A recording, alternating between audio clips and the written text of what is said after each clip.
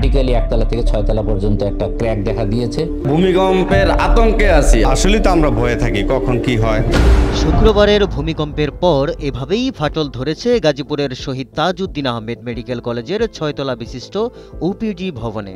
ভবনটির নিচতলা থেকে 6 তলা পর্যন্ত লম্বালম্বিভাবে বড়সড় একটি ফাটল দেখা যাচ্ছে।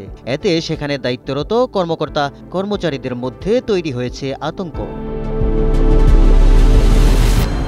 এই ভবনটি পূর্বে শহীদ তাজউদ্দিন আহমেদ মেডিকেল কলেজের জন্য ব্যবহার করা হলেও এখন আর এটি ব্যবহার করছেন না হাসপাতাল কর্তৃপক্ষ। বর্তমানে হাসপাতালের দায়িত্বে থাকা কর্মকর্তা কর্মচারীরা এই ভবনের জন্য রয়েছেন ভূমিকম্প আতঙ্কে। আসলে তো আমরা ভয়ে থাকি কখন কি হয়, কারণ অনেক লোক আহত হয়েছে, অনেক লোক মারা গেছে দেখলাম, হাসপাতালে অনেক লোক ভর্তি হয়েছে। ঝুঁকিপূর্ণের মধ্যে থাকে, হাসপাতাল ঝুঁকিপূর্ণের মধ্যে থাকবে, কারণ এটা মেরামত না করলে তো আমরা ডিউটি করি, আমরাও তো ঝুঁকিপূর্ণের মধ্যে থাকি। পুরা গাজীপুর থেকে না হাজার হাজার রোগী আমাদের এই জায়গায় সেবা নিতে আসে। আমরা যারা নিচতলায় গ্রাউন্ড ফ্লোরে সেবা দিই আমরা একটু আতঙ্কে আছি। আমাদের এই 16 তলা ভবনের নিচতলায় প্রচুর পরিমাণের ফাটল দেখা দিয়েছে। আমরা যারা নিচতলায় কাজ করি আমরা একটু আতঙ্কে আছি। ভূমিকম্পের আতঙ্কে আছি। আমাদের এই যে নিচে ফাটলগুলোর জন্য আমরা খুবই সবসময় আতঙ্কে থাকি। ঊর্ধ্বতন কর্তৃপক্ষ এটার দিকে দৃষ্টি আকর্ষণ করছে। এদিকে ভবনটিতে ফাটলের বিষয়ে গণপূর্ত ও স্বাস্থ্য প্রকৌশল অধিদপ্তরকে অবহিত করে চিঠি দিয়েছেন হাসপাতালটির পরিচালক। হেলথ ইঞ্জিনিয়ারিং ডিপার্টমেন্ট হেড কর্তৃক নির্মিত 6 তলা ভবন, যেটা আমাদের ওপিডি আউটডোর এবং নিচে জরুরি বিভাগ থাকার কথা, ওইটা একটা কলাম ভার্টিক্যালি একতলা থেকে 6 তলা পর্যন্ত একটা ক্র্যাক দেখা দিয়েছে।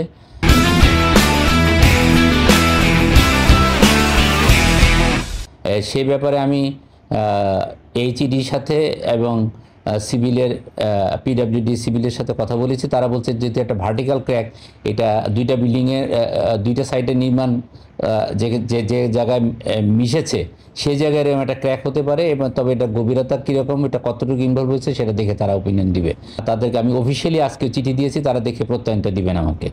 স্থানীয়রা বলছেন হাসপাতাল ভবন নির্মাণে বরাবরই নিম্নমানের সামগ্রী ও অনিয়ম করা হয়ে থাকে, যার ফলে বড় ধরনের দুর্ঘটনা ঘটার সম্ভাবনা রয়েছে ভূমিকম্প সহ যে কোনো সময়ে।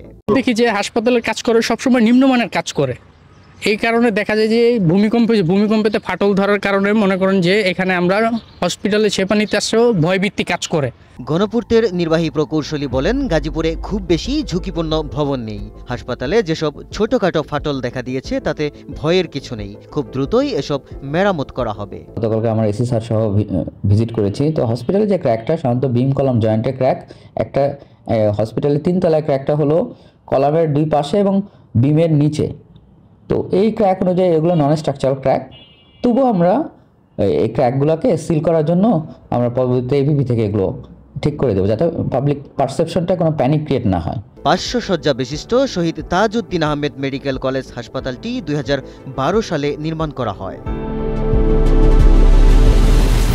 গাজীপুর থেকে হাসিব খানের পাঠানো তথ্যচিত্রে ডেস্ক রিপোর্ট, কালের কণ্ঠ।